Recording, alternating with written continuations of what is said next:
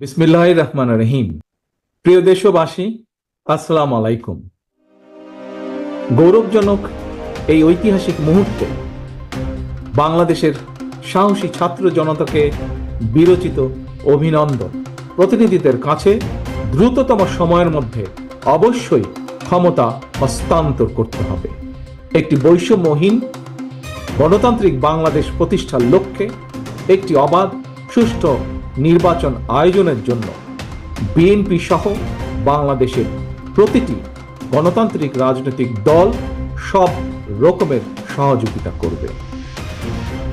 প্রিয় দেশবাসী, এবার আমি আপনাদের কাছে একটি বিনীত আহ্বান রাখতে চাই।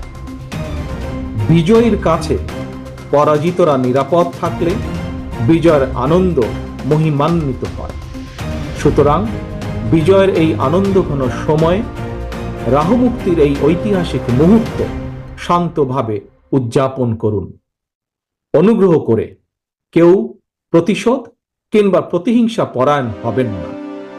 কেউ নিজের হাতে দয়া করে আইন তুলে নেবেন না।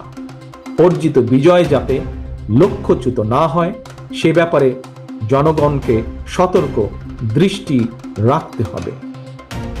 52, 71 কিংবা 90 মতন ছাত্র জনতা আবারও একটি বিজয়ের ইতিহাস রচনা করেছে।